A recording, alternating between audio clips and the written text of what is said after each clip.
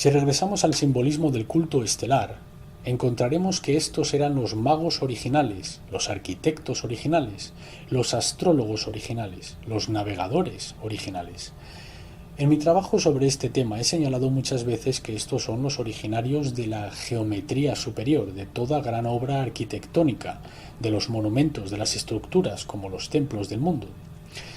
También son los creadores de nuestras artes de adivinación principalmente, también de muchos de los cuentos populares y cuentos de hadas. También la idea de enseñar grandes misterios usando parábolas y alegorías es parte de su legado. Hay quienes observan su rebaño de noche. En la Biblia oímos este término de observar el rebaño de noche, pues los pastores quienes observan su rebaño de noche no son otros que los magos o los astrólogos quienes observan su rebaño de noche, el rebaño celestial, las estrellas. En el tarot, la primera carta del tarot muestra a un mago, es una reversión del culto estelar. Aquel pequeño símbolo que encuentras encima de la cabeza del mago, y también puedes encontrar en la carta número 8, representa el zodíaco. Se llama el Lemniscate. En la tradición celta, uno de los precursores a Merlín se llamaba Amergón, y él dice: ¿Quién sino yo conoce las edades de la luna, el lugar de descanso del sol? De nuevo, claramente demostrando que era un culto estelar. En Egipto encontramos la serpiente con alas. El símbolo primario del culto estelar, como mencioné antes, era la serpiente, que vemos que la llevan los faraones. A menudo se llama Uraeus o Agothodaimon. Agothodaimon, que significa la serpiente con alas o el ángel guardián, es de donde obtenemos las palabras Espíritu Santo, de Agothodaimon. Y por supuesto, el antiguo antagonismo de la hegemonía cristiana de la serpiente maligna. Claro, el dios solar tiene que venir a derrotar el dragón o la serpiente. ¿De dónde proceden estos motivos? ¿Alguna vez te has parado a pensar de qué va todo esto? ¿De dónde procede este simbolismo y todos los símbolos y motivos que tenemos? ¿De qué se trata esto de matar a un dragón? Pues de nuevo, es propaganda desde el púlpito. El culto suplantando a otro, un culto tomando el poder de otro culto, apropiándose de la sabiduría, las tecnologías y las metodologías del culto anterior. Tenemos los antiguos rivales, incluso en Egipto, en los últimos días de Egipto. El viejo rey estelar, Set, se convierte en el antagonista del posterior rey Sol, Horus. Con el fin de mostrarte el conflicto, dicen que son gemelos, todos nacidos en la misma familia, pero son antagonistas. Hemos de leer entre líneas y ver lo que está sucediendo aquí. En la mitología irlandesa oímos hablar de San Patricio, que va a la alta montaña y luego cuando desciende dice: «He echado afuera las serpientes de la tierra». Por supuesto, la referencia aquí, como claramente hemos demostrado en la Atlántida, visita alienígena y manipulación genética, es de nuevo que la serpiente no es una serpiente física. Esta es otra pieza propagandística. San Patricio representa el culto solar, quien viene a tomar el control, y las serpientes, siendo las razas celtas anteriores, quienes adoraban las estrellas, la tierra y las aguas, ahora son historia. Han sido suprimidas, por eso se las ha echado afuera, se las ha expulsado. La raza serpentina ha sido expulsada.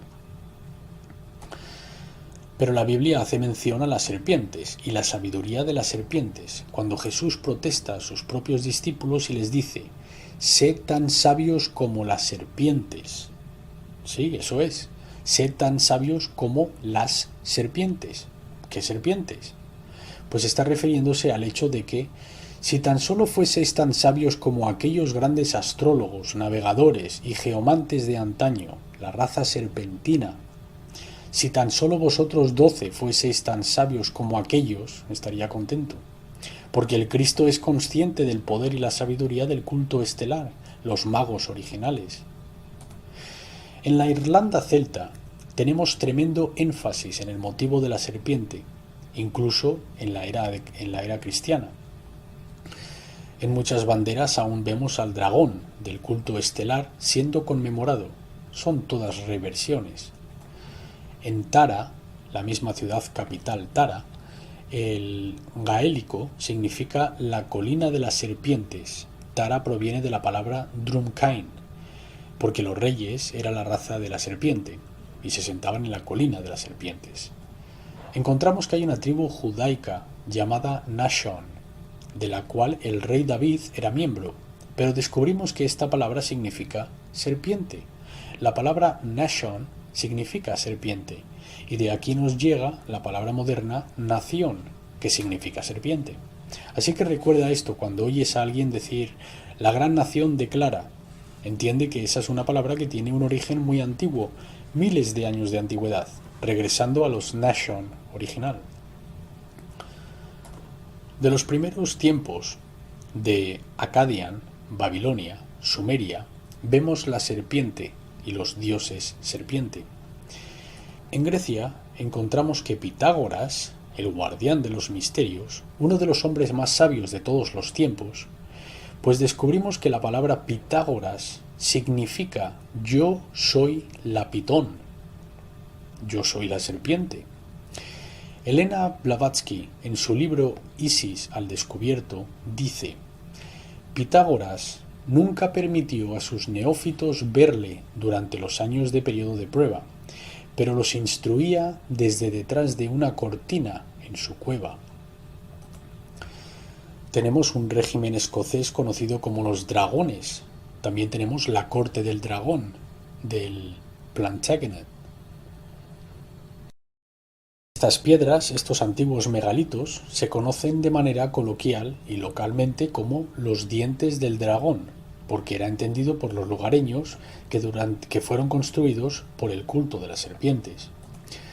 En los Estados Unidos, el montículo de Ohio retrata la misma alusión, que los antiguos eran un culto estelar, quienes adoraban las constelaciones y quienes eran responsables por los grandes movimientos de tierra. La serpiente de Avebury, prácticamente 13 kilómetros de larga. En la cristiandad a menudo oímos hablar del querubín y el serafín. De lo que no oímos hablar es del significado de aquellas dos palabras. Si las decodificas y regresas a una antigua concordancia y miras las palabras querubín y serafín, encontrarás que significan serpiente de fuego o serpiente ardiente. Así que los ángeles son serpientes y muchas palabras. De nuevo, la mitología es un tema fascinante. Descubrimos que la palabra más antigua para la serpiente es Caín o Canaan. Así que la tierra de Canaan, Canaán, eso es, la tierra de los acadianos, la tierra donde todo empezó. La tierra sagrada, antes de que llegaran los hebreos, se conocía como la tierra de Canaan o los canaanitas, Canaanites. Los Canaanites, quienes fueron asesinados y suprimidos, porque claro, los malvados, quienes adoran a los falsos ídolos. Pues no, solo es el culto de la serpiente, que les ha llegado el momento de ser asesinados y masacrados porque ha llegado el culto del sol, o el culto saturniano. Y la palabra con, o C-O-N-N, pregunta a cualquier persona judía qué significa la palabra con, y te dirán que significa sacerdote serpentino. La palabra Khan, K-H-A-N, o en el lejano oriente tenemos la palabra Chan, C-H-A-N, que significa serpiente. En el Medio Oriente tenemos la palabra Khan, K-H-A-N, que tal como nosotros diríamos señor, es un título de un varón. La palabra Khan hace referencia a la serpiente. En Irlanda tenemos los nombres Kieran, o el de mujer Karen, y Carn, la palabra para la muerte, que de hecho realmente significa la serpiente. Así que en Egipto, cada vez que veas un dios con las estrellas sobre su cabeza, o la cabeza vestida de estrellas, date cuenta de lo que se está mencionando aquí. Este es un miembro del culto estelar. Están insinuando que hay un culto de poder y dioses quienes han de ser adorados. No necesitamos buscar muy lejos para ver este motivo. La Estatua de la Libertad es el icono del culto estelar, que se remonta a Seshat, la vieja diosa egipcia, y se mostraba exactamente así, con los 7 rayos en su corona. El tema de la astrología nos llega del culto estelar.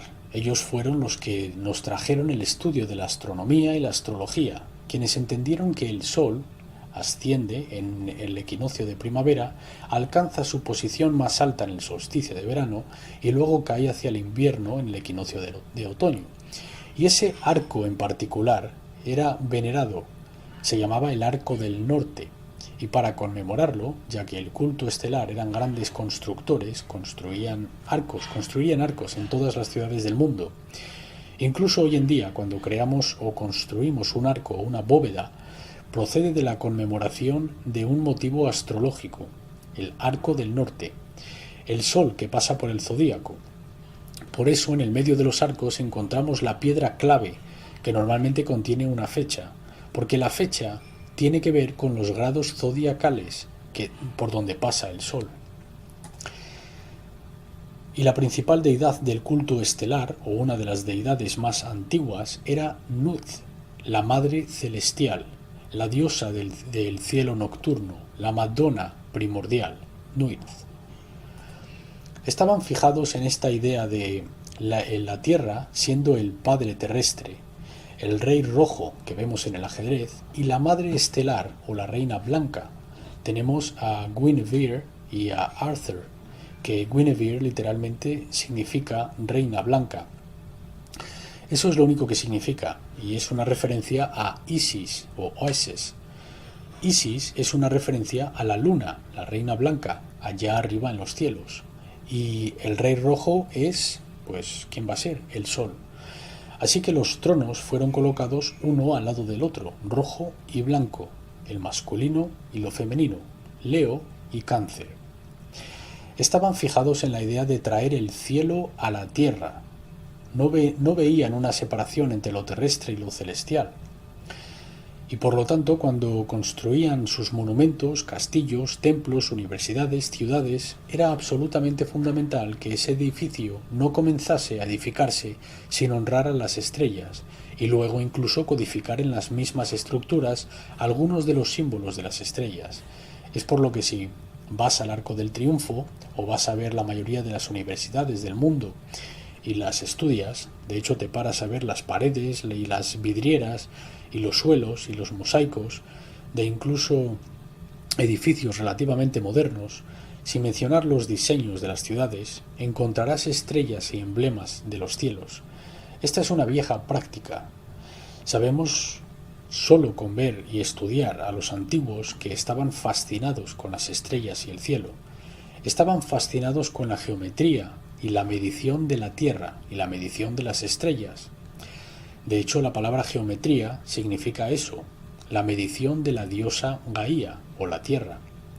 Entonces entendieron que para honrar a sus dioses deben prestar atención a ellos, que hay movimientos en los cielos, que hay formas de comunicaciones matemáticas, y que uno no era un auténtico discípulo de su Dios, a no ser que prestase atención a los matices y las sutilezas que estaban ocurriendo a su alrededor en los cielos. De aquí nace la astrología. Demeter, el dios griego, literalmente significa la misma cosa, la tierra, metir la tierra. De aquí obtenemos palabras como materia, matriz, madre, matemáticas, matrimonio, todas procedentes de la palabra Maat, quien era la más antigua de las diosas, la diosa del equilibrio y la diosa de la medición de los egipcios. Como dije, los masones y las sociedades secretas guardan estos misterios. El mismísimo símbolo masónico es un mero simulacro del símbolo del compás y la escuadra, que es una versión geométrica de Nuz y Geb, el dios de la tierra Geb, copulando o fusionado con la diosa celeste Nuz.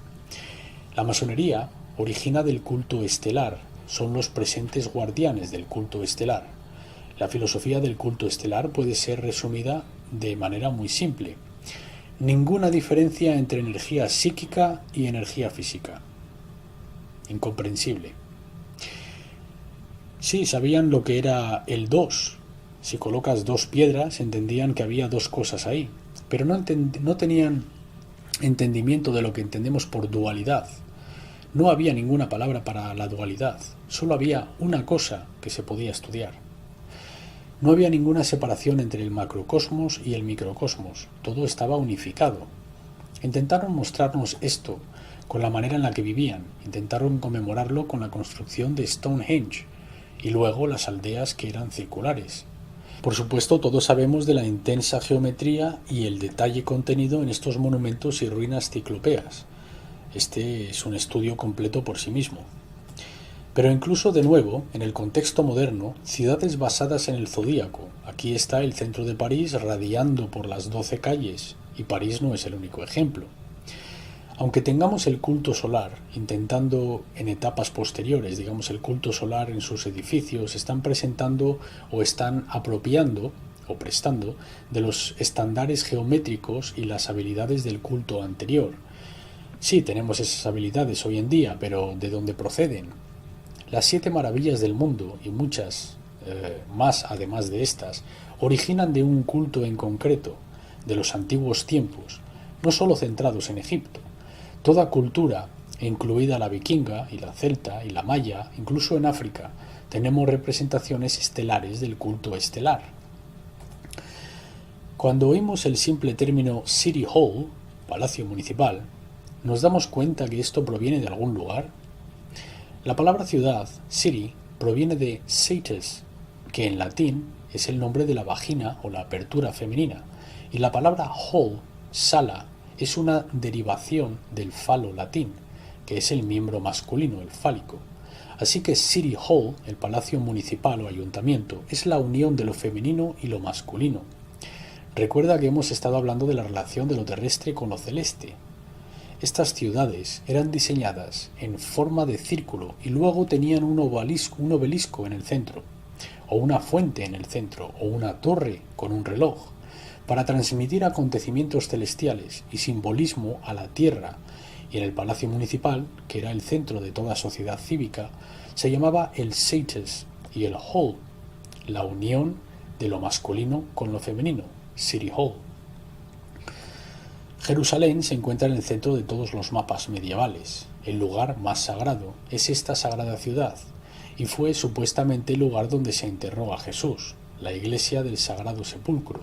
Una vez más, todo lugar sagrado, sean del antiguo mundo o del nuevo, encarnan ciertos motivos. He de enfatizar que esto no es algo del pasado antiguo. Las ciudades del mundo moderno también son construidas de esta manera.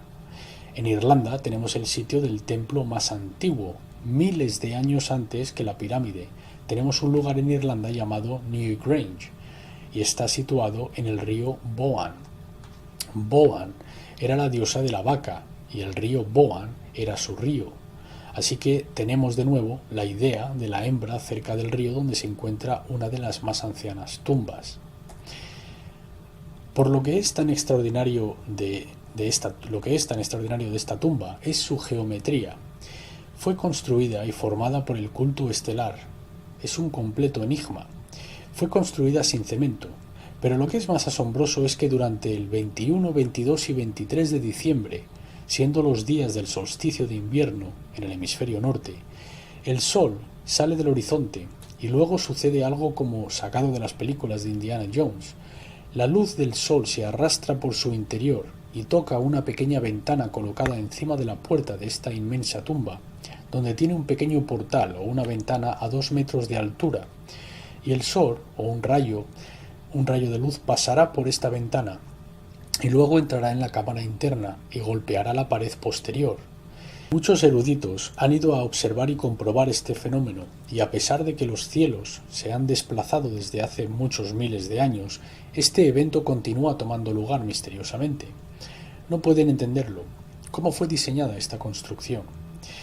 La luz se adentra en la cámara interna durante estos 3 días, y durante esa misma noche, las noches del solsticio, la luz de la luna hará exactamente la misma cosa. Y este no es el único ejemplo de esto. Hay muchas tumbas en Irlanda y en países celtas donde este fenómeno tiene lugar. O puede que lo hagan de otra manera, quizás con la torre fálica, representando el fálico masculino en el montículo de la colina. No nos olvidemos que en la cristiandad tenemos el Monte de los Olivos. También tenemos el Sermón en el monte. Vale, pues tenemos el dios solar, o el dios del sol masculino, el masculino epifálico, allí de pie dando un sermón. Pues no olvidemos dónde lo está haciendo. ¿No entendemos que el paganismo está involucrado aquí? No está dando el sermón desde el trono, o el sermón desde el centro de la ciudad, o el sermón encima de un castillo, o el sermón montado a caballo. Es el sermón en el monte.